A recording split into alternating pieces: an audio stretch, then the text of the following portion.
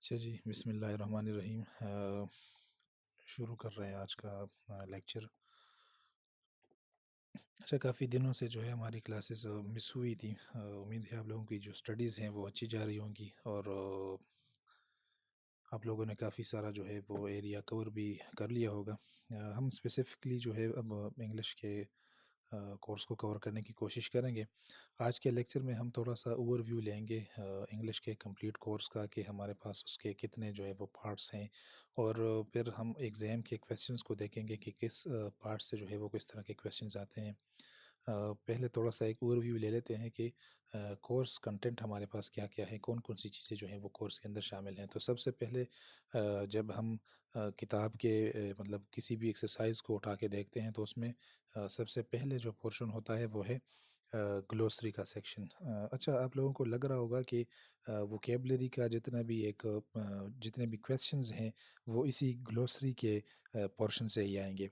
तो ये बात जो है पार्शियली ट्रू है। कुछ जो है वो चीज़ें यहीं से भी आती हैं। स्पेशली जो सिनोनिम या एंटोनिम्स की अगर हम बात करें तो वो यहीं से जो है वो क्वेश्चंस उठाए जाते हैं। बट ये टोटली यहाँ से नहीं उठाए जाते। वोकैबुलरी का अपना एक पूरा सेक्शन मौजूद होता है हर एक्सरसाइज के एंड पर। वहाँ से भी कुछ क्वेश्चंस जो है वो उठाए जाते हैं। हम उसको थोड़ा-सा अभी मज़ीद डिटेल में डिस्कस करेंगे। बट जो सबसे पहला हमारे पास पार्ट होता है वो ग्लोसरी का ही सेक्शन होता है। उसमें वर्ड्स मीनिंग्स की एक लिस्ट दी गई होती है। अच्छा, दूसरा जो पोर्शन होता है वो होता है कम्प्रिहेंशन का। कम्प्रिहेंशन में क्या होते हैं, जो हम जिस लेसन को भी पढ़ लेते हैं या कोई पोएम वगैरह उसको हम पढ़ते हैं तो उसके बेस पे कुछ क्वेश्चंस, कम्प्रिहेंशन के कुछ क्वेश्चंस दिए गए होते हैं। तो दूसरा जो पार्ट है वो यही वाला होता है। अच्छा, ये इससे इस तरह के जो है वो डायरेक्टली कम्प्रिहेंशन के क्वेश्चंस तो नहीं आते उसके अंदर। स्पेशली जो हमारे लेवल के एमसीक्यूज़ बेस्ड एग्ज़ाम होते हैं उसमें कम्प्रिहेंशन के ऐसे क्वेश्चंस तो नहीं आते। कहीं पर वो यहाँ से ब्लैंक या एमसीक्यू वगैरह जो है उसको उठा लेते हैं। बट एज़ सच क्वेश्चंस यहाँ से नहीं उठाते वो। जो थर्ड सेक्शन होता है हर एक्सरसाइज में वो वोकेबलरी का। अब ये वाला जो पोर्शन है ये सबसे मैं कहूँगा कि एक तरह से डिफ़िकल्ट पोर्शन है।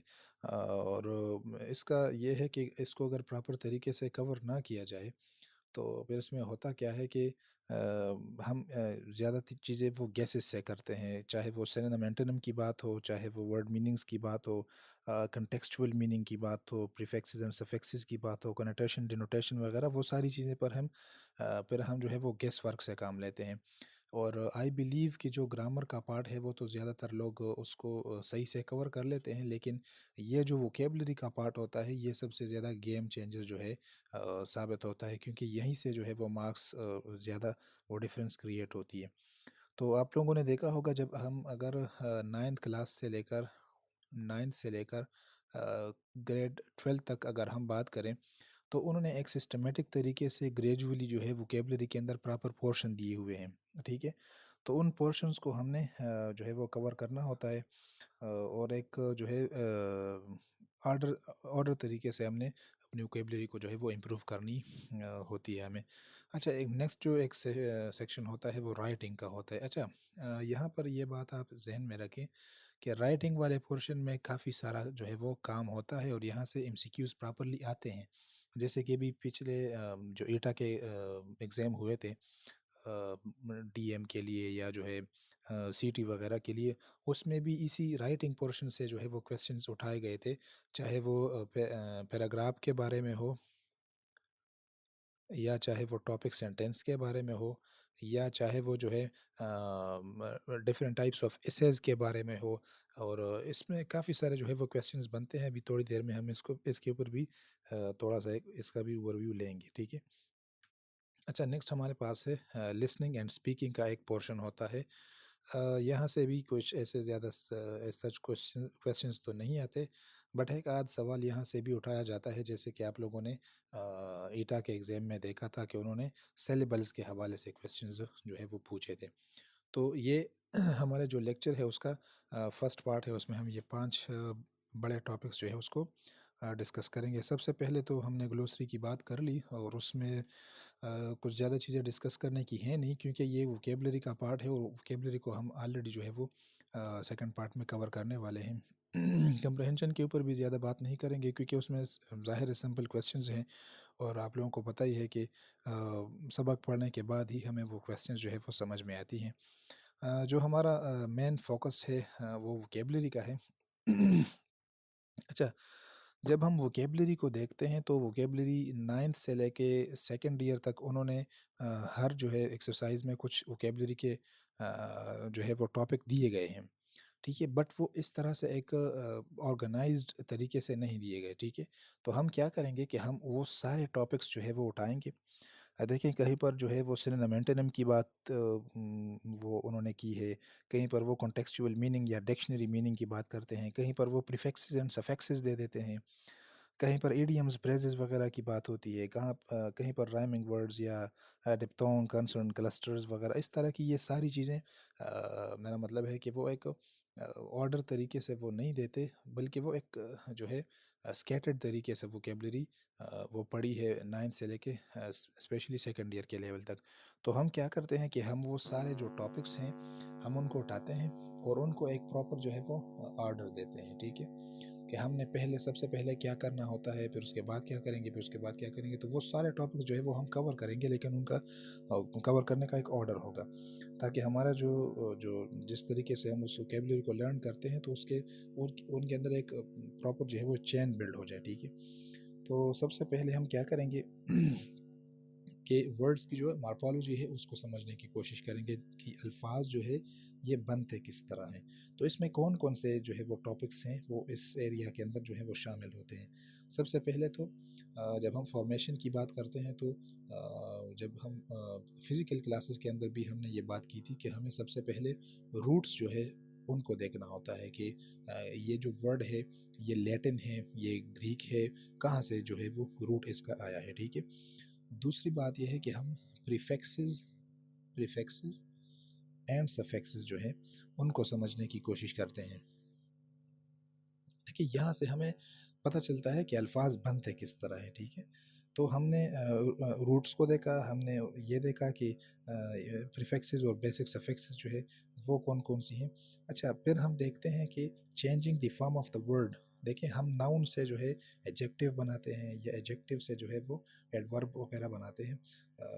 तो ये इस एक तरीके से हम चेंजिंग ऑफ द फॉर्म, एक शक्ल से दूसरी शक्ल में इस उस वर्ड को जो है वो चेंज करना। जैसे कि हमारे पास ब्यूटी जो है वो एक नाउन है, अगर हम उसको ब्यूटीफुल बना दें तो वो एडजेक्टिव बन गया। इस तरह डेंजर जो है वो एक नाउन है, तो हम अगर उसको डेंजरस बना दें तो वो एडजेक्टिव बन गया, ठीक है? इस तरह से मज़ीद हम जो है एडजेक्टिव से एडवर्ब भी बना सकते हैं, जैसे कि क्विक अगर एडजेक्टिव है तो हम अगर उसको क्विकली बना दें तो वो एडवर्ब बन गया। इस तरह हैप्पी से हैप्पीली, केयर से केयरफुल, काफ़ी सारे आप जो हैं वो फॉर्म को चेंज कर सकते हैं from one form to another. तो जब ये चीज़ें हमें समझ में आ जाएंगी कि वर्ड्स जो हैं वो बेसिकली बनते किस तरह हैं, तो ये हमारा वोकेबलरी बिल्ड करने में जो सबसे बेसिक काम है वो हमारा हो जाता है। ये सबसे बेसिक स्टेप है वोकेबलरी बिल्ड करने के लिए।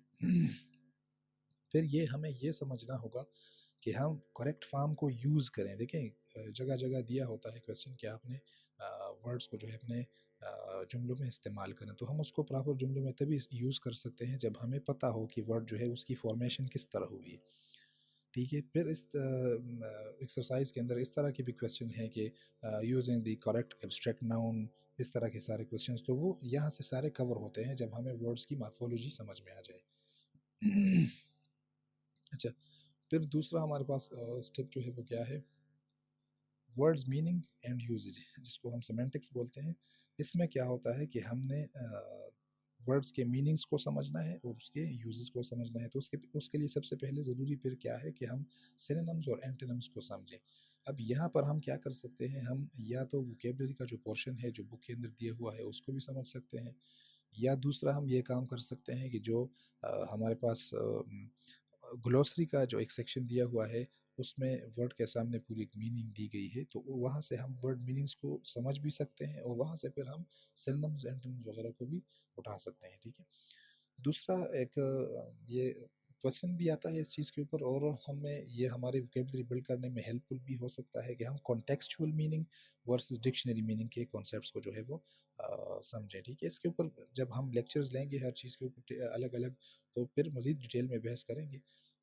आज जस्ट आप लोगों को एक ओवरव्यू देना है कि किस तरह कौन से पोर्शन के अंदर क्या क्या चीज़ें जो है वो मौजूद हैं। ठीक है, इस तरह से कोनोटेशन, डिनोटेशन या एनोटेशन वगैरह वो सारे जितने भी कॉन्सेप्ट्स हैं वो इसी मीनिंग और यूजेज वाले पोर्शन के अंदर हम उसको कवर करेंगे वोकेबलरी में। अच्छा, मज़ीद जो है shades of meanings, shades of meanings क्या होती है, जिसको हम सिनोनिम्स बोलते हैं ना, डिफरेंट शेड्स ऑफ मीनिंग। तो फिज़िकल क्लास के अंदर भी मैं ये बात कई दफ़ा जो है वो दोहरा चुका हूँ कि एक वर्ड जो है उसके अगर डिफरेंट शेड्स होते हैं तो वो इस तरह ही है जैसे किसी कलर के जो है वो डिफरेंट शेड्स होते हैं। वो एग्जैक्टली उस तरह का कलर कभी भी नहीं होता, एक ही कलर के डिफरेंट शेड्स जो है वो होते हैं। तो इसी तरह वर्ड्स के भी डिफरेंट शेड्स होते हैं। फिर कॉन्सेप्ट्स है इमोशनल वर्ड्स या इमोटिव वर्ड्स का, इसी तरह वर्ड्स के डेफिनेशन को समझना, उस वो कौन से पार्ट ऑफ स्पीच से वो बिलोंग करता है, फिगरेटिव लैंग्वेज को समझना, ये सारी चीज़ें जो हैं वो इसी पोर्शन के अंदर आती है। अच्छा, एक और जो है हमारे पास बुक के अंदर एक और चीज़ मौजूद है, वो उन्होंने आपने नोट किया होगा फ्रॉम क्लास 9 से लेके यही सेकंड ईयर तक ये चीज़ जो है वो मौजूद है। क्या वो क्या है कि वो देते हैं को वर्ड्स देते हैं किसी स्पेसिफिक सब्जेक्ट के रिलेटेड। जैसे कि वो आपसे कहते हैं कि पॉलिटिक्स से रिलेटेड जो है वो अल्फाज उसको कलेक्ट करें या लिखें। इस तरह इकोनॉमी से रिलेटेड अल्फाज लिखें, इसी तरह जो है वो वेदर से रिलेटेड जो है वो अल्फाज लिखें। तो मैं आप लोगों को ये टेक्निक भी बता चुका हूँ कि ये एक मेथड भी है। जैसे कि अगर आप लोगों से मैं कहूँ कि पॉलिटिक्स से रिलेटेड जो है वो अल्फाज आप लिखें, तो आप रजिस्टर के बीच में या बिल्कुल टॉप पर लिखें पॉलिटिक्स, और इससे रिलेटेड जितने भी अल्फाज हैं आप उसकी एक लिस्ट जो है वो बनाएं। ठीक है, तो अगर आप लोग वोकेबलरी बिल्ड करने के लिए एक रजिस्टर यूज़ कर रहे हैं तो बेटर जो है वो मेथड ये होगा कि आपने बिल्कुल टॉप के ऊपर लिखा कि पॉलिटिक्स, और पॉलिटिक्स से रिलेटेड जितने भी अल्फाज आपको मिलते हैं आप उसी पेज के ऊपर उसको लिखते जाएं। दूसरे पेज पर आप इसी तरह लिखें कि इकोनॉमी, इकोनॉमी से रिलेटेड जितने भी अल्फाज आपको मिलते हैं आप उसी पेज में लिखते जाएं। तो ये एक आप लोगों के साथ ग्रुप बनेगा जो है वो सिमिलर अल्फाज का। ठीक है।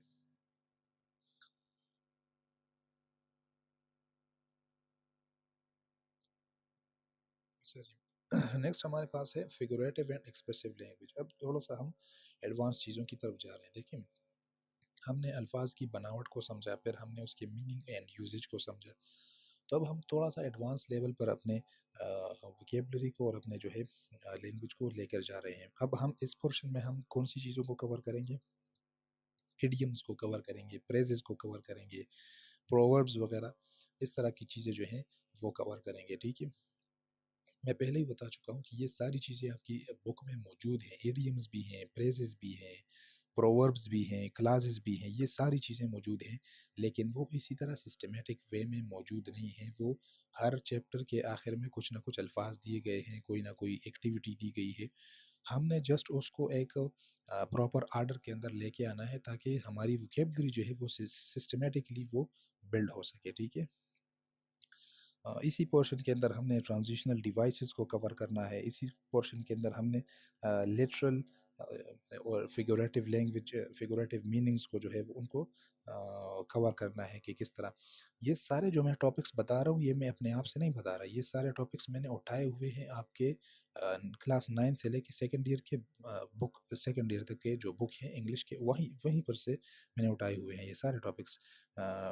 लेकिन यहाँ पर जो मैंने उनको एक ब्रॉडर कैटेगरी दी है, ये मैंने खुद से दी है ताकि लोगों, ताकि एक सिस्टमेटिक तरीके से सारे टॉपिक्स को जो है वो कवर किया जा सके। अच्छा, वोकेबलरी के पोर्शन में नेक्स्ट जो है हम यूज़ करने वाले हैं वो क्या, dictionary and word references skills.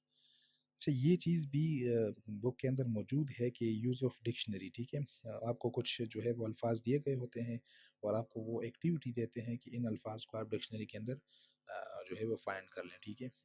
अच्छा, तो डिक्शनरी के अंदर अल्फाज को जो देखने का मकसद होता है वो ये होता है कि स्टूडेंट्स जो है वो इस काबिल हो जाएं कि ना सिर्फ वो अल्फाज को डिक्शनरी के अंदर देखने के काबिल हो जाएं, बल्कि वो जब डिक्शनरी में हम कोई वर्ड देखते हैं तो उसमें पूरा उस वर्ड के जो है मुख्तलिफ डेफिनेशंस होते हैं वो भी दिए गए होते हैं, ओरिजिन के बारे में बात की गई होती है, उसकी प्रोनाउंसिएशन वो दी गई होती है, उसका रूट जो अगर कोई है लैटिन है या ग्रीक है जो भी है, उसके अलावा वो कौन सा पार्ट्स ऑफ स्पीच है, वो सारी चीज़ें जो है वो उसके उसके साथ दी गई होती है, ठीक है।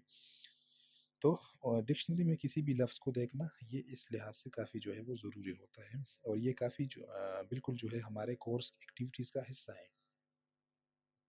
अच्छा, नेक्स्ट जो है हमारे पास अभी फोनेटिक्स एंड प्रोनाउंसिएशन, ये बड़ा एक ज़रूरी पोर्शन है, और इसको हम लोग जो है वो अक्सर इग्नोर करते हैं, हालांकि यहाँ से भी जो है काफ़ी क्वेश्चंस आते हैं। तो इसमें बुक्स के अंदर वो कौन कौन सी चीज़ें शामिल हैं? Rhyming words, short vowel sound, long vowel sound, diphthongs, digraph, trigraph, consonant clusters. अच्छा, प्रोनाउंसिएशन कीज़ जो है वो सेकंड ईयर में अगर आप देखते हैं तो उसमें प्रोनाउंसिएशन के ऊपर 2-3 चैप्टर्स जो है वो काफ़ी डिटेल में बहस की गई है। वो आईपीए वगैरह और वो फोनेटिक्स सारे, उसके ऊपर काफ़ी सारी जो है वो बहस की गई है। अच्छा, syllables, levels of syllables, stress syllables, unstress syllables, इसी तरह 44 phonemes in English, और ये सारी चीज़ें फोनेटिक ट्रांसक्रिप्शन, इस तरह इंटोनेशन के ऊपर जो है वो बात करना, ये सारी चीज़ें जो है ये फोनेटिक्स एंड प्रोनाउंसिएशन वाले पोर्शन का हिस्सा है, और इस पे जो है हम जो है चांस नहीं ले सकते, यहाँ से भी क्वेश्चन जो है वो उठाते हैं। अच्छा, अगर आप लोगों ने प्रीवियस पेपर्स को थोड़ा देखा हो तो वो हर पोर्शन से कोई एक नए क्वेश्चन जो है वो ज़रूर उठाते हैं, और मेरा अपना गेस जो है वो ये है कि काफ़ी सारे जो स्टूडेंट्स हैं वो ग्रामर के ऊपर तो बहुत ज़्यादा तवज्जो देंगे, और ग्रामर में भी फिर वो ऐसे एरियाज़ को कवर करने की कोशिश करते हैं जो बहुत ज़्यादा मतलब वो पहले से जानते हैं, वो टेंसेस की तरफ जाएंगे, वो एक्टिव पैसिव की तरफ जाएंगे, वो डायरेक्ट इनडायरेक्ट की तरफ जाएंगे। लेकिन जो हम देखते हैं उसके अंदर टेस्ट्स के अंदर, वो वहाँ से क्वेश्चंस उठाते तो हैं लेकिन उतने ज़्यादा तादाद में वो वहाँ से क्वेश्चंस नहीं उठाते, वो हर एरिया से कोई एक दो क्वेश्चन उठाते हैं, ठीक है। तो हमारा होता क्या है कि हम एक दो एरियाज़ के ऊपर ज़्यादा फोकस कर लेते हैं, बाकी एरियाज़ हमारी वीक होती हैं, फिर वहाँ से हम तुक्के लगाते हैं, गेस वर्क से काम लेते हैं, और उस वजह से फिर हमारे नंबर्स जो हैं, हमारे मार्क्स 60 से 70 के बीच में ही आते हैं, मतलब कम्पिटिटिव मार्क्स नहीं होते, ठीक है। अच्छा, जो लास्ट पोर्शन है हमारा एप्लीकेशन एंड प्रोडक्शन का, हमने वोकेबलरी सीखी, in depth, figurative, expressive language भी सीखी, इडियम्स, फ्रेजेस, वो सारी चीज़ें हमने सीख ली हैं। अब हमने इसको यूज़ करना है, ठीक है। Using words in your own sentences, इस तरह के क्वेश्चंस तो होते ही हैं आपके हमारे 9th क्लास से लेके सेकेंड ईयर के बुक में। फिर उसकी जो है वो ट्रांसलेशन भी होती है, फिगरेटिव लैंग्वेज को सामने रखते हुए उसकी ट्रांसलेशन भी होती है। अच्छा, फिर ट्रांजिशनल डिवाइसेस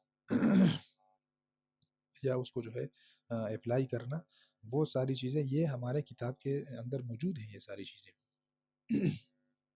लेकिन हम जब भी वोकेबलरी के ऊपर क्लासेस लेंगे तो हम इसी तरह के इस पैटर्न को फॉलो करेंगे, ठीक है। ये तो हो गया हमारा वोकेबलरी का सेक्शन, और जैसे कि मैं इस टॉपिक को के स्टार्ट में भी मैंने बात की थी कि यहाँ से काफ़ी सारे जो है वो क्वेश्चन आते हैं, बट स्टूडेंट्स क्या करते हैं कि वो गेस वर्क से काम लेते हैं। मैं सजेस्ट करूँगा कि इस एरिया के ऊपर जो है आप सिस्टमेटिकली काम करें। अच्छा, दूसरी बात ये है कि जब हम ग्रामर के ऊपर काम करते हैं तो वो एक आध हफ्ते में या 2 हफ्ते में वो कवर हो सकता है, ठीक है। हम उन कॉन्सेप्ट्स को हम समझ लेंगे डीपली, उसके ऊपर हम एग्जांपल्स जो है वो सॉल्व कर लेंगे, लेकिन वोकेबलरी की बात ऐसी नहीं है। वोकेबलरी आप लोगों ने शुरू से लेके जो है आखिर तक रोज़ाना थोड़ा-थोड़ा करके आपने इसको कवर करना होता है। ये ऐसा नहीं है कि जैसे हम ग्रामर को 1 आध हफ्ते में सारा पढ़ लेते हैं, फिर एग्ज़ाम में जाके बैठ जाते हैं। तो वोकैब्युलरी के साथ हम ये नहीं कर सकते। ये बहुत ज़्यादा जो है वो स्लो प्रोसेस है इसको लर्न करना। अच्छा जी। जो हमारा राइटिंग का पोर्शन है, उसमें भी आप लोगों ने देखा होगा कि हमारे बुक्स में जो है वो पैराग्राफ राइटिंग के ऊपर बात होती है, इसी तरह जो है समरी राइटिंग के ऊपर बात होती है, एसे राइटिंग के ऊपर बात होती है, एप्लीकेशंस हमने लिखने होते हैं, ईमेल्स लिखने होते हैं, लेटर्स जो है हमने लिखने होते हैं, स्टोरी राइटिंग के ऊपर बात होती है। ये सारी चीज़ें मौजूद हैं हमारे कोर्स में, ठीक है। लेकिन बदकिस्मती से हमारे स्कूल्स के अंदर इस चीज़ स्पेशली राइटिंग वाला जो पोर्शन है इसके ऊपर तो बात ही नहीं होती। हमारे स्कूल्स में बस ये होता है कि कंप्रहेंशन के जितने क्वेश्चन हैं हमने जो है सबक को पढ़ लिया, लेसन को जो है हमने पढ़ लिया, और फिर हमने कंप्रहेंशन के क्वेश्चन जो है वो नोटबुक्स में लिख लिए और बात ख़त्म हो जाती है। तो वोकेबलरी का जो पोर्शन है उसमें तो फिर भी थोड़ा बहुत उसके ऊपर काम कर लेते हैं, ग्रामर के ऊपर भी थोड़ा बहुत काम कर लेते हैं, लेकिन जो बहुत ज़्यादा वीक हमारा एरिया है वो सबसे ज़्यादा वो राइटिंग का पोर्शन ही है।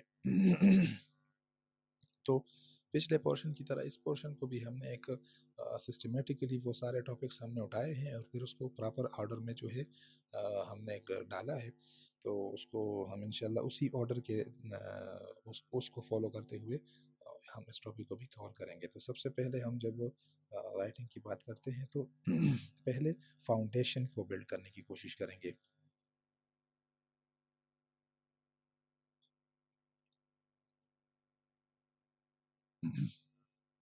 अच्छा, फाउंडेशन में जब हम बात करते हैं तो सबसे पहले जब हम राइटिंग करते हैं तो राइटिंग के कुछ प्री राइटिंग स्ट्रेटजीज होती हैं, कुछ आइडियाज़ ब्रेनस्टॉर्मिंग करना या माइंड मैपिंग करना, ये राइटिंग के स्ट्रेटजीज में आता है। तो सबसे पहले हम इस चीज़ को समझने की कोशिश करेंगे कि जब भी हम राइटिंग करते हैं तो हम अपने ऑडियंस को, अपने पर्पस को सामने रखेंगे, उसके हिसाब से हम जो है आइडियाज़ को ब्रेनस्टॉर्म करेंगे और उसी हिसाब से फिर हम कोई भी पीस ऑफ राइटिंग जब हम करते हैं तो उसी हिसाब से फिर हम राइटिंग करेंगे। दूसरा जो राइटिंग सबसे बड़ी बेसिक है, जो जान है राइटिंग की, वो क्या है? Paragraph writing. इसके ऊपर हमें कमांड होनी चाहिए। अब आप लोग कहेंगे कि सर हमें तो हम तो एक ऐसे एग्ज़ाम के लिए जा रहे हैं जो कि पूरा एमसीक्यूज़ बेस्ड है और हमें तो उसमें राइटिंग की ज़रूरत ही नहीं है।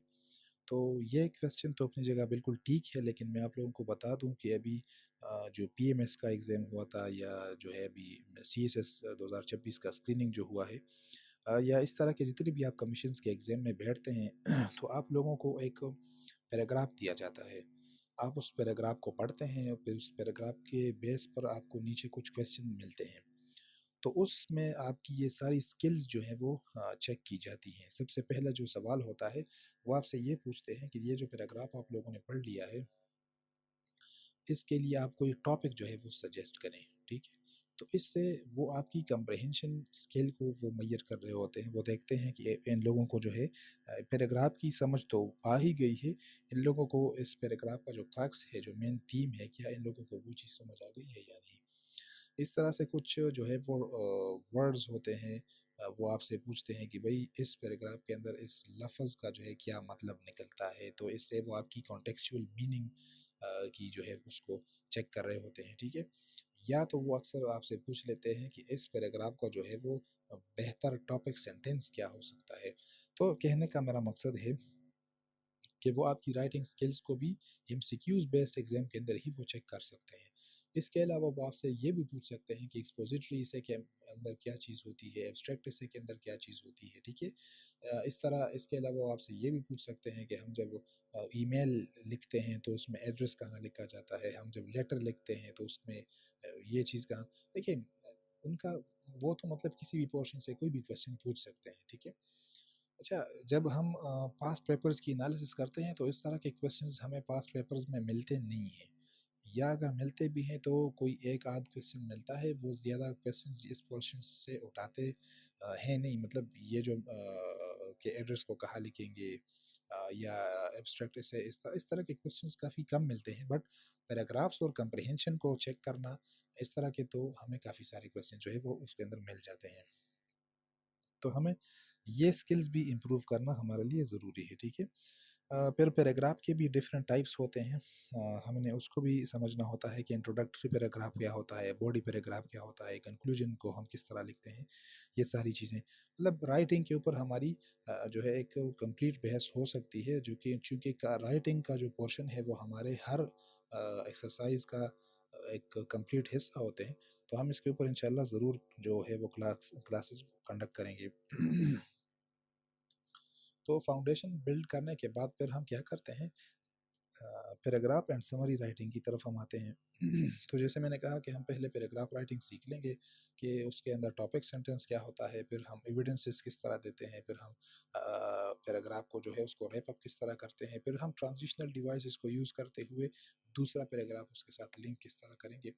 जब हम ये चीज़ें सीख लेंगे तो फिर उसके बाद हम आते हैं किसी लेसन की समरी को जो है वो किस तरह लिखते हैं। देखिए, समरी हर चीज़ की हो सकती है। लेसन की हम समरी लिखते हैं, या किसी पोएम की समरी लिखते हैं, या फिर किसी कोई स्टोरी है उसकी हम जो है शॉर्ट समरी जो है वो लिख सकते हैं। ठीक है। तो फिर हम राइटिंग की अच्छा उसके बाद जो है एसे राइटिंग की तरफ आते हैं। देखिए, आप लोगों को पता ही होगा, मैं अक्सर कहता हूँ कि जब हम लोगों की हमारे जो स्टूडेंट्स हैं उनकी एसे राइटिंग स्किल्स वो 9th 10th और फर्स्ट ईयर सेकंड ईयर इस लेवल पर जब हम उसकी एसे राइटिंग स्किल्स को इम्प्रूव नहीं करते, तो आगे जाकर फिर वो लोग जो हैं वो कम्पिटिटिव एग्जाम्स में फिर वो बैठने के काबिल नहीं होते। और आप लोगों में से जो लोग इंटरेस्टेड हैं उनको पता ही होगा कि कम्पिटिटिव एग्ज़ाम चाहे वो पीसीएस हो गया, पीएमएस हो गया या सीएसएस हो गया, उसमें जो सबसे ज़्यादा पेपर फेल होता है वो एसे का ही होता है, क्योंकि एसे राइटिंग कोई मतलब है कि आसान काम नहीं है, ये बहुत ज़्यादा मुश्किल काम है। ये भी देखा गया है, मेरा ज़ाती एक्सपीरियंस है इस चीज़ के अंदर कि 2018 से लेके अभी 2024 तक अगर मैं बात करूं, तो ये जो मैंने पर्सनली देखा हुआ है, आप लोग आप टॉपर्स की जो है वो टीएमसीज उठाएं सीएसएस की या पीएमएस की, तो उसमें भी इस राइटिंग के अंदर उनको सिर्फ पासिंग मार्क्स ही मिले होते हैं। मतलब एक बंदा जो सीएसएस में पूरे पाकिस्तान को टॉप कर रहा है, इस राइटिंग के अंदर उसको 40 से 45 या 50 मार्क्स उसको वो मिले होते हैं। तो ये फिर आप लोग अंदाज़ा लगाएं कि ये काफ़ी एक मुश्किल काम है। अच्छा, फिर ऐसे के भी काफ़ी सारे जो हैं वो टाइप्स होते हैं इसके अंदर। डिस्क्रिप्टिव है, पर्सुएसिव है, आर्गुमेंटेटिव है, एक्सपोजिटरी है, काफ़ी सारे जो है वो टाइप्स इसके अंदर मौजूद हैं। आप लोगों को मैं ये बात बार बार दोहराता जाऊंगा कि ये सारी चीज़ें जो मैं आप लोगों को बता रहा हूँ, ये कोई एक्स्ट्रा चीज़ें नहीं हैं, ये आप लोगों के कोर्स का हिस्सा है, ये सेकेंड ईयर के कोर्स का हिस्सा है। ये सारी चीज़ें क्लास 9 से लेकर सेकेंड ईयर तक के कोर्स में ये सारी चीज़ें मौजूद हैं। आप लोगों को जब ये कोर्स आप इसको डीपली पढ़ेंगे, आप लोग हैरान हो जाएंगे कि मतलब हम जब स्टूडेंट्स थे उस टाइम पर हम इस कोर्स को इस तरह नहीं पढ़ रहे थे, तो हमें अंदाज़ा ही नहीं था कि ये कितना बड़ा कोर्स है, कितनी सारी चीज़ें इसके अंदर मौजूद हैं। ठीक है। अच्छा, नेक्स्ट जब हम जाते हैं फिर क्रिएटिव एंड रिफ्लेक्टिव राइटिंग की तरफ, तो क्रिएटिव राइटिंग वर्ड से ही आप लोगों को अंदाज़ा हो चुका होगा कि क्रिएटिव राइटिंग मतलब कोई स्टोरी लिखना। ठीक है। आप लोगों को वो एक माइंड मैप दे देते हैं या कोई आपको एक सेंटेंस दे देते हैं और आपसे कहते हैं कि इससे जो है आप वो कोई स्टोरी लिखें। ठीक है। या आपसे कहते हैं कि आपने किसी म्यूज़ियम को विज़िट किया है, तो फिर आपने सफ़र का हाल जो है वो लिखें। ठीक है। ये क्रिएटिव राइटिंग की तरफ आपको लेकर आते हैं। अच्छा, नेक्स्ट हमारे पास है लिटरेरी एंड इंटरप्रेटिव राइटिंग। तो लिटरेरी या इंटरप्रेटिव राइटिंग में सबसे पहले आप लोगों को पता ही होगा कि हम स्टेंजास के जो है पैराफ्रेजिंग करते हैं। ठीक है। या किसी पोइम को समझना, उसके लैंग्वेज को समझना, या writing with reference to the context. ठीक है। या किसी जब हमने कोई नॉवल पढ़ा, हमने कोई ड्रामा पढ़ा, उसमें कोई कैरेक्टर है, उसका कैरेक्टर स्केच जब हम लिखते हैं, या जो हम कोई बुक रिव्यू लिखते हैं, बुक रिव्यू। ठीक है। तो ये सारी चीज़ें जो है ये literary and interpretive writing skill के अंदर आती हैं ये चीज़ें। बुक रिव्यू लिखना या समरी वगैरह लिखना, या writing with reference to the context, ये भी हमारे कोर्स का बाकायदा हिस्सा है। ठीक है। अच्छा, नेक्स्ट हमारे पास है functional and formal writing. Functional and formal writing में क्या-क्या चीज़ें शामिल हैं? इसमें एप्लीकेशन राइटिंग है, ईमेल राइटिंग है, लेटर राइटिंग है, सीवी राइटिंग है, कवर लेटर राइटिंग है। ये सारी चीज़ें हमारे फंक्शनल एंड फॉर्मल राइटिंग का के पोर्शन का हिस्सा हैं। लास्टली जब हम बात करते हैं तो वो रीडिंग एंड कम्प्रिहेंशन स्किल्स की हम बात करते हैं। ये एज़ सच तो राइटिंग के पोर्शन का हिस्सा नहीं है, बट हम क्या करते हैं कि हम इसमें अदर राइटर्स की जो है बाकी और राइटर्स ने जो है वो कोई चीज़ लिखी है तो हम उसको उसकी एनालिसिस करते हैं, ठीक है, और उसके पर्पस को समझते हैं, उसके टोन को समझते हैं, ठीक है। इसमें ये सारी चीज़ जो है वो हमें समझ में आती है। फिर इसमें हम पैराग्राफ्स की कंपैरिजन करते हैं, ट्रांसलेशंस करते हैं, वो सारी चीज़ें जो है वो इस पोर्शन का हिस्सा हैं। ठीक है, तो इसके अलावा जो एक बड़ा पोर्शन हमारा रहता है वो ग्रामर का पोर्शन है, हम उसके ऊपर भी अभी बात करेंगे। लेकिन यहाँ मैं आप लोगों को ये बताना ज़रूर समझता हूँ कि जो वोकेबलरी का पोर्शन है और ये जो राइटिंग का पोर्शन है, ये दो पोर्शन ऐसे हैं जो काफ़ी सारे स्टूडेंट्स जो है वो इसको मिस करते हैं, ठीक है। ग्रामर के पोर्शन में भी हम कुछ काफ़ी जो है वो इम्पोर्टेंट चीज़ें डिस्कस करने वाले हैं, तो उसको भी मिस ना करिएगा। बट जो वोकेबलरी का पोर्शन है और राइटिंग का, इसके ऊपर हम लोग जो है वो स्पेशल फोकस करेंगे। अच्छा, ये आप लोगों को एक मैंने सिस्टमेटिक वे में ये सारी चीज़ें रखी हैं कि पहले हम फाउंडेशंस को जो है वो इम्प्रूव करते हैं, फिर पैराग्राफ्स को एंड समरीज राइटिंग, और इसी तरीके से जो है हम एक सिस्टमेटिकली अपनी राइटिंग स्किल्स को जो है वो इम्प्रूव करते हैं, ठीक है। डोंट वरी, इसको अगर आप नोट नहीं कर पाते तो मैं ये लेक्चर जो है वो अपलोड भी करूँगा और आप लोगों को इसका पीडीएफ में ग्रुप में शेयर कर दिया जाएगा। अच्छा, नेक्स्ट पोर्शन जो है वो लिसनिंग एंड स्पीकिंग का पोर्शन है। इससे एज सच तो कोई क्वेश्चन नहीं आता, बट चूंकि कोर्स का हिस्सा है तो मैंने लेक्चर का हिस्सा भी बना लिया है इसको। इसमें ये होता है कि आपको क्लास के सामने कोई रोल प्ले करना होता है या कोई पोएम वगैरह को उसको पढ़ना होता है, ठीक है। तो इसमें ऐसे कोई अभी तक तो ऐसे कोई क्वेश्चन देखने को नहीं मिले। मूव ऑन करते हैं टू द ग्रामर पोर्शन जी। अच्छा, ये 4 से 5 बड़े टॉपिक्स जो है हमने डिस्कस कर लिए। अब मज़ीद जो है लेक्चर के दूसरे हिस्से में हम मज़ीद 4 से 5 बड़े टॉपिक्स जो है उसको डिस्कस करेंगे। अच्छा, सबसे बड़ा जो टॉपिक है इस पोर्शन का वो ज़ाहिर है ग्रामर ही है, और वो आपके बुक में कुछ एक्टिविटीज़ भी दी गई होती हैं तो हम उसके ऊपर भी थोड़ी सी बात करेंगे। इसके अलावा क्वेश्चंस जो है वो ऑथर्स के ऊपर, पोइट्स या थीम्स ऑफ द लेसन्स या बुक्स वगैरह, इसके ऊपर भी क्वेश्चंस जो है वो आते हैं।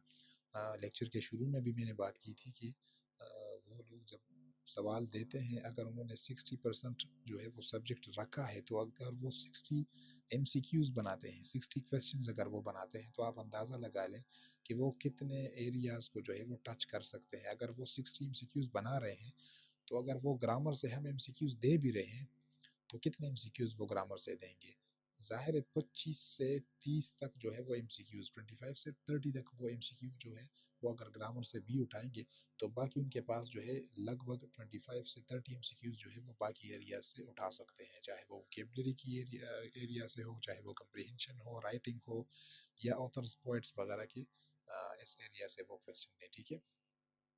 तो इस लेक्चर के इस हिस्से में जो दो बड़ी एरियाज हैं वो एक तो लिटरेरी टर्मिनोलॉजीज का है और दूसरा ग्रामर का। ये दो बड़ी बड़े टॉपिक्स हैं इस एरिया के अंदर।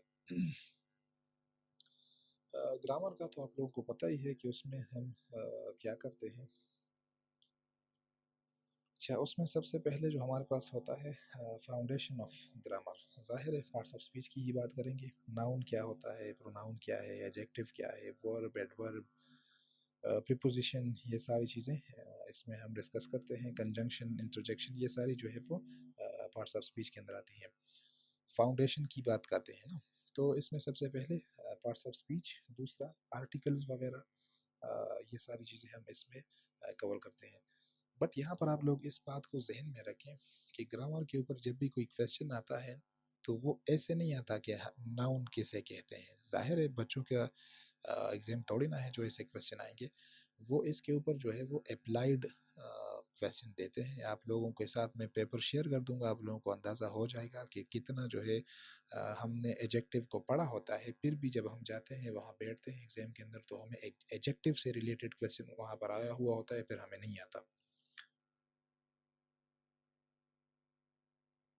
तो ज़ाहिर है वो एडजेक्टिव की डेफिनिशन तो नहीं पूछेंगे ना, वो तो पूछेंगे उसके ऑर्डर के बारे में पूछेंगे कि किस तरीके से हमने एडजेक्टिव को जो है वो एक सेंटेंस के अंदर जब 2-3 किस्म के एडजेक्टिव्स आए हुए होते हैं, तो फिर उसका ऑर्डर क्या होता है, ठीक है? या इस तरह के काफ़ी सारे जो है वो डिफरेंट एंगल्स जो है वो किसी भी उसके साथ वो पूछ सकते हैं, ठीक है? या जब हम प्रीपोज़िशन की बात करते हैं, सबसे डिफ़िकल्ट जो एरिया है पार्ट्स ऑफ स्पीच के अंदर, वो इसी प्रीपोज़िशन का ही है क्योंकि उसकी बिहेवियर कुछ ऐसी है कि उसको हम जितना भी उसके लिए कोई रूल्स हैं ही नहीं। उसको तो हम जितना ज़्यादा पढ़ेंगे, एक एप्टीट्यूड बिल्ड करेंगे तब ही जाकर हम उसको उसकी जो है वो सही तरीके से वहाँ पर वो उसको टैकल कर पाएँगे। अदरवाइज़ छोटे-मोटे रूल्स हैं लेकिन हम उसको वहाँ पर अप्लाई ही नहीं कर सकते। वो वहाँ पर ऐसे क्वेश्चंस देते हैं कि हमें सारे प्रीपोज़िशंस जो हैं वो ठीक नज़र आ रहे होते हैं। और फिर फ्रेजेज़ और क्लॉज़ेज़ की शक्ल में वो क्वेश्चन देते हैं, तो हमने उसको टैकल करना होता है, ठीक है? तो फ्रेजेज़ और क्लॉज़ेज़ के ऊपर तो डिफरेंट क्लासेस होंगी भी, बट ग्रामर के एरिया के हवाले से आप इस चीज़ को मैं बार-बार कह रहा हूँ कि इसको आप ज़हन में रखें कि वहाँ पर क्वेश्चंस जो है वो सारे एप्लाइड ही दे रहे होते हैं। आपने ग्रामर के जितने रूल्स पढ़े हैं, वो वहाँ पर रूल्स उन्होंने सेंटेंसेस बनाए हुए हुए होते हैं और आपसे कहते हैं कि इस सेंटेंस के अंदर हम इसको मतलब किस तरह यूज़ करेंगे। अच्छा, नेक्स्ट जो पोर्शन है हमारे पास, वर्बल्स एंड वर्ब फॉर्म्स। तो इसमें हम मैं अगर आपको यहाँ पर लिख के दूँ, तो इसमें हम क्या जो है वो कवर करेंगे। मॉडल वर्ब्स की बात हो गई, इन्फिनेटिव्स, ठीक है? अच्छा, ये चीज़ें मैं खुद से नहीं बता रहा, ये सारी चीज़ें कोर्स का हिस्सा हैं, ये कोर्स के अंदर मौजूद हैं। पार्टिसिपल्स हो गए, अच्छा पार्टिसिपल्स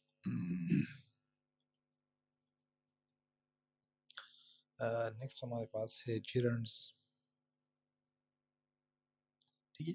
ये सारी चीज़ें जो हैं ये नेक्स्ट पोर्शन है हमारा ग्रामर के अंदर, हम इस इन चीज़ों के ऊपर जो है क्लासेस रखेंगे और उसको जो है एक्सप्लेन करने की कोशिश करेंगे। अच्छा, इसमें काफ़ी सारी चीज़ें जो है उसका आप लोगों को अंदाज़ा है, आइडिया भी है, आप लोग इसको पढ़ चुके हैं। तो तो हम इसको थोड़ा-सा एडवांस करेंगे और ये हम करेंगे कि जो केपीपीसी है उसके एग्ज़ाम पैटर्न के हवाले से जो है हम उसको स्पेसिफ़ाई करेंगे, एग्ज़ाम्पल्स भी स्पेसिफ़िक एग्ज़ाम्पल्स देंगे, ठीक है? अच्छा, नेक्स्ट जो है हम टेंसेस के ऊपर बात करेंगे, टेंस एंड एस्पेक्ट के ऊपर। टेंसेस में तो ज़ाहिर है आप लोगों को ऐसा कोई मसला नहीं होगा, उसको तो आप लोग खुद भी कवर कर सकते हैं। बट इसमें एक चीज़ जो है आप ये याद रखें कि वहाँ पर जो क्वेश्चन आते हैं टेंसेस के भी, वो भी अप्लाइड ही आते हैं और ज़्यादातर वो कौन से एरिया को कवर करते हैं, कंडीशनल्स को, ठीक है? हम लोग हमेशा टेंसेस को कवर कर लेते हैं लेकिन कंडीशनल्स को हमने छोड़ा हुआ होता है और वहाँ जो क्वेश्चन आते हैं वो कंडीशनल से आते हैं, तो फिर हम फंस जाते हैं। अच्छा, नेक्स्ट हमारे पास है सेंटेंस कंस्ट्रक्शन एंड ट्रांसफॉर्मेशन की बात करेंगे। ये वाला एरिया जो है ये सबसे इम्पोर्टेंट है क्योंकि यहाँ से जो क्वेश्चंस आते हैं प्रेजेस क्लासेस के ऊपर, सेंटेंस स्ट्रक्चर के ऊपर बात आती है। सेंटेंस जो है वो अपने आप में एक बहुत बड़ा जो है वो टॉपिक है, ठीक है? इसमें प्रेजेस, क्लासेस और इसके अलावा सेंटेंस के जो टाइप्स हैं हमारे पास, टाइप्स भी दो तरह के हैं ना। एक मैंने आपसे कहा था कि उसके फंक्शन के हवाले से टाइप्स हैं और एक स्ट्रक्चर के हवाले से जो है वो टाइप्स हैं, ठीक है? फंक्शन के हवाले से टाइप्स हैं, स्ट्रक्चर के हवाले के हवाले से अगर बात करते हैं तो सिंपल सेंटेंसेस हैं, कंपाउंड हैं, कम्प्लेक्स हैं, कंपाउंड कम्प्लेक्स सेंटेंसेस हैं। फंक्शन के हवाले से बात करते हैं तो एसर्टिव है, इंटरोगेटिव है, इस तरह के सेंटेंसेस हैं। तो इसके ऊपर भी हम सेपरेटली जो है वो क्लासेस अरेंज करेंगे। इसके अलावा active, passive and direct, indirect जो है वो भी इसी पोर्शन का जो है वो हिस्सा है, ठीक है? ये ग्रामर के पोर्शन में इतनी सारी चीज़ें हम इंशाल्लाह कवर करेंगे। लास्ट जो है हम इस पोर्शन के अंदर पढ़ेंगे ट्रांजिशनल वर्ड्स को या ट्रांजिशनल डिवाइसेस को। इसी कोहेजन एंड कोहेरेंस की बात करते हैं ना। कोहेजन एंड कोहेरेंस क्या है कि जितना भी अभी हमने टेंसेस को हमने सीखा, सेंटेंसेस को हमने सीखा, ये सारी चीज़ें अगर हमने सीखी है ना, तो जाहिर है फिर हम जाएंगे राइटिंग की तरफ। जब राइटिंग की तरफ जाते हैं तो फिर हम सेंटेंसेस तो हम अकेले नहीं लिखते ना, एक सेंटेंस के बाद दूसरा सेंटेंस होता है, हमें पूरी एक बात हमने कहनी होती है। तो उसके लिए हमने कोहेजन एंड कोहेरेंस को जो है वो सीखना ज़रूरी है। तो जब भी हम कोहेरेंस को सीखते हैं तो उसमें सबसे ज़रूरी चीज़ क्या है? Punctuation marks. उसमें सबसे ज़रूरी चीज़ क्या है? Punctuation marks. अच्छा, दूसरा हम उसको सीखते हैं ट्रांजिशनल वर्ड्स को या ट्रांजिशनल डिवाइसेस को। ठीक है। इसके अलावा एनाफोरिक, कैटाफोरिक रेफरेंसेस वगैरह ये सारी चीज़ें भी इसी पोर्शन का हिस्सा है। तो अब आप लोगों ने देख लिया कि किस तरह से एक सिस्टमेटिक तरीके से हम फाउंडेशन से लेके बिल्कुल एडवांस तक, टॉप तक जो है अपने ग्रामर स्किल्स को लेके जा रहे होते हैं। और हमारा जो है वो फोकस भी इसी चीज़ के ऊपर होता है कि जो हमारा जो टेस्ट है वो है वो है तो एमसीक्यूज बेस्ड टेस्ट है, लेकिन उसमें जितने भी क्वेश्चंस आते हैं वो इतने सिंपल नहीं आते, बल्कि वो सारे अप्लाइड ही आते हैं। एक मैं आप लोगों को एक और जो है वो बात कहूँगा कि हम लोगों का जो जितना फोकस होता है, ज़्यादातर हम कहाँ पर फोकस करते हैं? हम या तो फोकस करते हैं टेंसेस के ऊपर फोकस करते हैं, या तो हम एक्टिव पैसिव और डायरेक्ट इनडायरेक्ट के ऊपर जो है ज़्यादा फोकस करते हैं। कंडीशनल्स के ऊपर, पंक्चुएशन मार्क्स के ऊपर, ट्रांजिशनल डिवाइसेस के ऊपर। अच्छा, इसके अलावा एक चीज़ जो है वो बहुत ज़्यादा पूछी जाती है और टेस्ट की जाती है, वो एग्रीमेंट मिस्टेक्स हैं। ठीक है, इसके ऊपर मैं अक्सर जो है वो बहुत पहले ही क्लासेस लेता हूँ। तो एग्रीमेंट मिस्टेक्स को जो है वो चेक कर रहे होते हैं, और हम इस चीज़ को बिल्कुल अक्सर ही नज़रअंदाज कर लेते हैं प्रिपरेशन के अंदर। फिर वहाँ पर एग्ज़ाम के अंदर हमारे मार्क्स उस तरीके से उतने अच्छे नहीं आते। तो ये तो था ग्रामर का क्वेश्चन।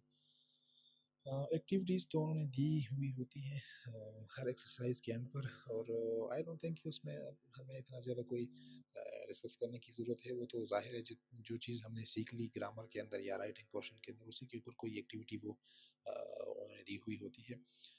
इस पार्ट को जो है ये भी आप लोगों ने खुद ही एक तरीके से कवर करना है, क्योंकि इसमें इतना ज़्यादा कुछ है नहीं।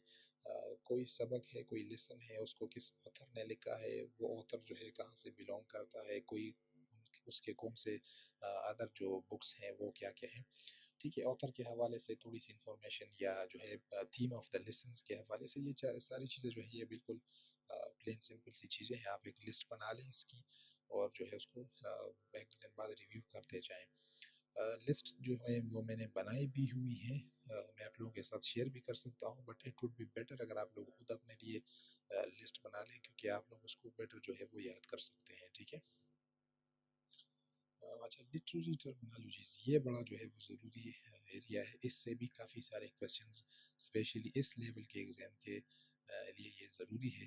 काफ़ी सारे जो है वो क्वेश्चंस आते हैं। ठीक है, जो फिगर्स ऑफ स्पीच है, फिगर्स ऑफ स्पीच उसके ऊपर जो है अक्सर जो है वो क्वेश्चंस आ रहे होते हैं। तो आपने उस एरिया को जो है ये ज़रूर कवर करना है। ठीक है, यहाँ से हम 4 से 5 जो है वो क्वेश्चंस एक्सपेक्ट कर सकते हैं। इसमें भी सारे क्वेश्चन जो है वो अप्लाइड ही आते हैं। ठीक है, इसमें भी सारे क्वेश्चन जो है वो अप्लाइड ही आते हैं। जैसे कि उन्होंने कोई एग्जांपल दिया हुआ होता है, और आपसे कहते हैं कि इस सेंटेंस के अंदर कौन सा जो है वो फिगर ऑफ स्पीच यूज हुआ है, क्या ये मेटाफर है, क्या ये सिमिली है, क्या ये पर्सोनिफिकेशन है, कौन सा जो है वो जो है वो फिगर ऑफ स्पीच यूज हुआ है। ठीक है, तो वो ज़्यादातर जो है वो क्वेश्चन वो अप्लाइड ही देते हैं लिटरेरी टर्मिनोलॉजीज़ के हवाले से। तो लिटरेरी टर्मिनोलॉजीज़ के ऊपर तो हमने एक दो क्लासेस जो है वो फिजिकली कंडक्ट भी कर ली थी। मैं मज़ीद भी जो है इसके ऊपर क्लासेस दोबारा भी कंडक्ट कर लूँगा, आप लोगों का रिव्यू भी हो जाएगा। ज़ाहिर है काफ़ी सारी चीज़ें तो आप लोगों के लिए नई नई होगी, क्योंकि आप सारी चीज़ें काफ़ी सारी चीज़ें जो है सीख चुके हैं। बट यस, जो स्टूडेंट्स नए हैं या जिन लोगों को मसला है उनके डाउट्स भी इससे क्लियर हो जाएंगे, और जो जिन लोगों को पता है तो जाहिर है उनका रिव्यू भी हो जाएगा, रिवीजन हो जाएगी एक तरीके से। ठीक है, तो आज का जो लेक्चर है उसको यहीं पर ख़त्म कर लेते हैं। आपको थोड़ा सा एक कोर्स का ओवरव्यू भी हो गया, और आप लोगों को सिलेबस का तो पता ही है कि 60% हमारे पास इंग्लिश है। ठीक है, और कोई 5% मेरे पास मेरे ख़्याल से कोई कम्युनिकेशन स्किल्स वगैरह उस चीज़ के ऊपर बात करते हैं। 10% उर्दू है और 5% पेडागोजी है। इसके अलावा जो है 10% हमारे पास वो क्या कहते हैं, जनरल साइंस है और एबिलिटी, एबिलिटी मतलब जनरल मैथमेटिक्स, ठीक है। तो यही जो है हमारे पास सिलेबस है। अच्छा, पेडागोजी के ऊपर तो हम कुछ जो है वो क्लासेस कंडक्ट कर भी चुके हैं। मैंने आप लोगों के साथ नोट्स भी उसकी शेयर कर ली थी। मज़ीद उसके ऊपर हम ज़्यादा जो है वो क्लासेस तो कंडक्ट नहीं करेंगे, बट येस मैं आप लोगों को प्रैक्टिस के लिए एमसीक्यूज़ वगैरह वो देता जाऊँगा। टाइम टू टाइम आप लोगों के साथ शेयर करूँगा इंशाल्लाह ज़रूर। और जो बाकी एरियाज़ हैं उसमें जो है हम एज सच तो क्लासेस कंडक्ट नहीं करेंगे, बट येस उर्दू ग्रामर के लिए मैं आप लोगों के साथ 2 से 3 क्लासेस जो है वो कंडक्ट करूँगा उर्दू ग्रामर के लिए। उसके लिए भी आप ये चीज़ याद रखें कि उर्दू ग्रामर के भी जितने भी उर्दू के पोर्शन में जितने भी क्वेश्चन आते हैं वो सारे ग्रामर से ही आते हैं, ठीक है। और वो सारे भी अप्लाइड ग्रामर के ही होते हैं। ज़ाहिर है उन्होंने कोई एग्जांपल दिया है, कोई सेंटेंस लिखा है और उसमें आपसे कहते हैं कि भई इसमें ये फ़लानी चीज़ जो है ये क्या है, कहाँ पर है, कौन-सी है, ठीक है? इसी तरह तो वो सारा जो है वो ग्रामर होता है। एंड आई बिलीव कि उर्दू ग्रामर के ऊपर जो है 1-2 क्लासेस वो कंडक्ट करनी चाहिए। बाकी जो है जनरल साइंस या एबिलिटी पोर्शन उसको इंशाल्लाह हम बाद में कवर करेंगे। ये जो 2 बड़े एरियाज़ हैं हमारा जो इंग्लिश का है, ये लास्ट में आप लोगों को एक टिप देता जाऊँगा कि ये जो एरिया है इंग्लिश ग्रामर का या इंग्लिश सब्जेक्ट का जो एरिया है, ठीक है। तो इंग्लिश सब्जेक्ट का एरिया ये ज़्यादा गेम चेंजिंग एरिया नहीं है, क्योंकि जितने भी लोग जो है वो इंग्लिश के लिए अप्लाई कर रहे हैं वो इसी एरिया को अच्छे तरीके से जो है वो प्रिपेयर करने की कोशिश करेंगे, क्योंकि ज़ाहिर है 60% एमसीक्यूज तो यहीं से आ रहे हैं। लेकिन जो गेम चेंजिंग एरिया है वो हमारे पास बाकी है, जो 40% पोर्शन है ज़्यादा लोग उसको कवर नहीं करेंगे। वो समझते हैं कि ज़ाहिर है किसी सब्जेक्ट से अगर कोई 5 एमसीक्यूज आ रहे हैं तो हमें उसमें से कौन सी चीज़ को हम कवर करें, कौन सा एरिया हम कवर करें। तो इसके लिए मैं आप लोगों को ये बता दूं कि जो हमने पिछले डीएम और सीटी वगैरह के टेस्ट के लिए तैयारी की थी उसको भी आप यूज़ करें। आप ये ना हो कि उस तैयारी को आप छोड़ दें, आप उसको भुला दें, बल्कि उस तैयारी को आप यूज़ करें, उसी नॉलेज के साथ इस नॉलेज को आप कनेक्ट करें। वो आपकी बेसिक है, उसी बेसिक के ऊपर ये वाला जो आपकी तैयारी है एडवांस का, ये आप उसके साथ कनेक्ट करें और उसी नॉलेज को आप यूज़ करें, ठीक है। और इंशाल्लाह कल हम ग्रामर को शुरू कर रहे हैं, तो सबसे पहले हम ग्रामर के एरिया को कवर करेंगे, फिर उसके बाद हम जो है ये लिटरेरी टर्मिनोलॉजीज़ और बाकी एरियाज़ को।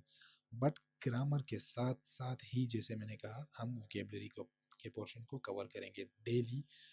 कोई 8-10 मिनट की मैं आप लोगों को छोटी-सी एक क्लास लेके दूँगा, छोटा-सा एक वोकैब्युलरी का कॉन्सेप्ट जो है आप लोगों को समझाने की कोशिश करूँगा।